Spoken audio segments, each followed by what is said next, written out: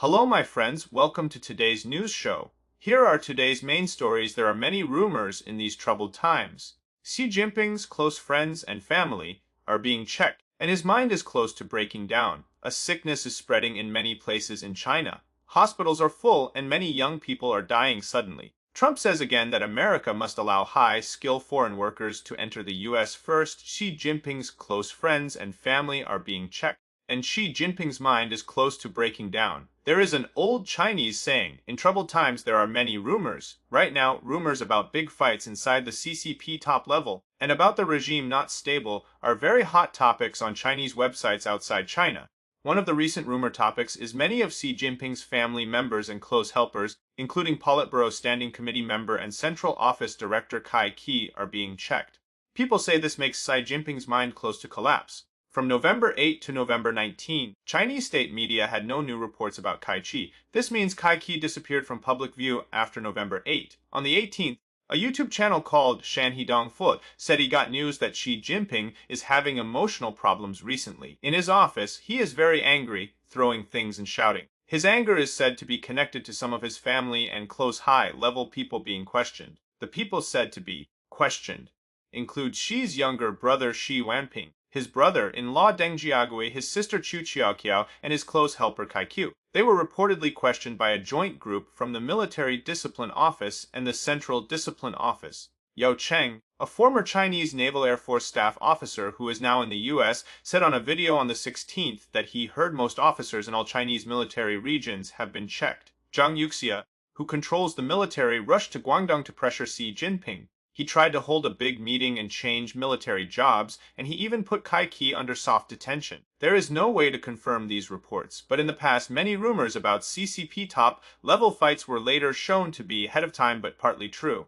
For example, Politburo member and Vice Chairman He Weidong was rumored to be arrested in March. The CCP only confirmed he was being checked last month. Chinese state media shows that on Nov 5, when Xi was in Hainan for the Fujian aircraft carrier ceremony, and on Nov 78 in Mizhou, Cai Qi was with him.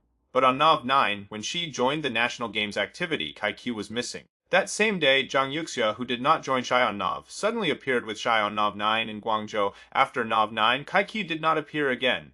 Next, sickness is spreading in many places in China. Hospitals full. Many young people dying suddenly. Right now, hospitals in many places in China are full. Many children and teens are sick. The CCP says it is influenza A and there is no special medicine. But many people think it is COVID again because many young people are dying suddenly and some die from white lung. The CP says the virus is H3N2 and there are already deaths. Many provinces gave warnings and say the sickness peak may come in late December or early January. On Nov 10 in Henan, a 3-year-old boy had fever up to 39.8 Greg C.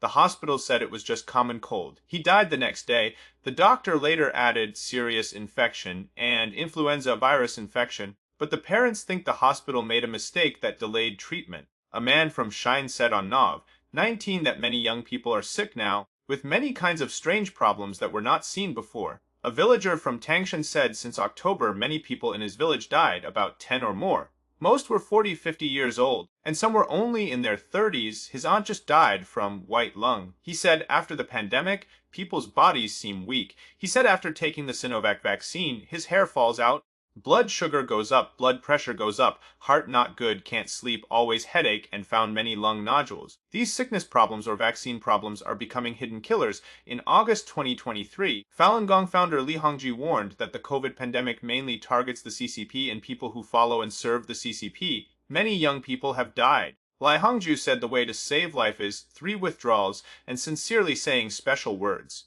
3 withdrawals means quitting the CCP, the Youth League, and the Young Pioneers. By Nov, nearly 455 million people worldwide have quit these CCP organizations. It is the biggest spiritual awakening movement in human history. Next, China stops importing Japanese seafood again, criticized for using trade as a weapon. When China-Japan tensions keep rising, China limited Chinese tourists to Japan. Now China again stopped importing Japanese seafood and stopped talks about importing Japanese beef.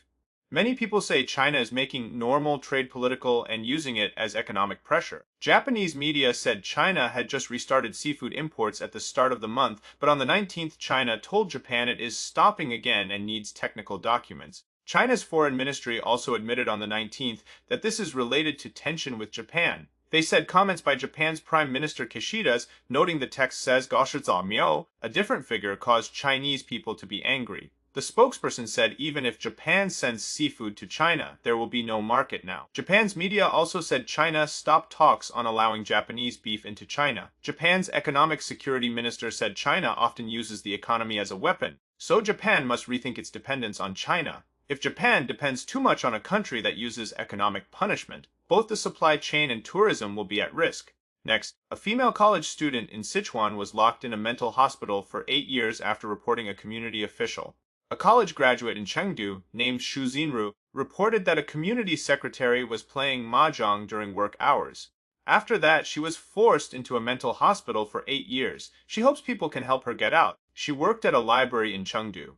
After she reported the secretary on the provincial discipline website, the local police station and the community put her into Chengdu Dikang Mental Hospital. A person who knows her case said the community never explained why she was put in the hospital. But right after she reported the secretary, she was forced in. Another woman who was once locked with Xu said Xu's mind is normal, but inside the hospital she is forced to take medicine every day.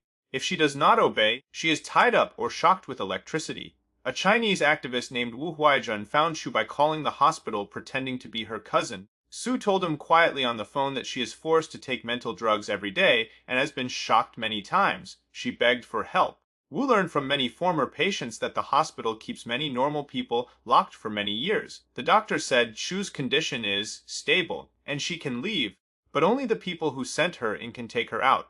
Her parents already passed away before she was locked in. Dissident Chen Ping, who was jailed in mental hospitals 5 times, said China often locks petitioners and dissidents in mental hospitals using cruel and inhuman methods. Next, Trump says America must allow high-skill foreign workers to come in. President Trump again said that America must allow high-tech foreign workers to enter the U.S. to help develop advanced manufacturing. On Nov 19, one day after the Saudi Crown Prince visited the U.S., Trump spoke at the U.S.-Saudi Investment Forum. He talked about worker needs for new factories, including a TSMC factory in Arizona. TSMC helps make NVIDIA's AI chips. Trump said the U.S. must allow companies like TSMC to bring thousands of skilled workers. He said he welcomes them. High-skilled workers usually use the H-1B visa. Trump said many times recently that he supports high-skill immigration, even if some make America great again. Supporters do not like it. He believes America needs skilled workers to teach Americans how to make chips and other products. Last news, U.S. Congress passes bill to remove limits on U.S.-Taiwan contact. The U.S. Senate passed a bill asking the State Department to remove limits on official contact with Taiwan. The House already passed a similar bill. Now it waits for Trump to sign. The bill says Taiwan is a democratic partner and respects human rights. The U.S. must treat Taiwan in a way that matches the long-term and value-based relationship. The bill asks the State Department to check and update all contact rules and make a plan to remove the remaining limits. The U.S. ended formal relations with Taiwan in 1979 but kept strong ties. The State Department created rules to guide how U.S. agencies interact with Taiwan. Thank you for watching today's program. Please like, subscribe, and leave a comment. See you next time.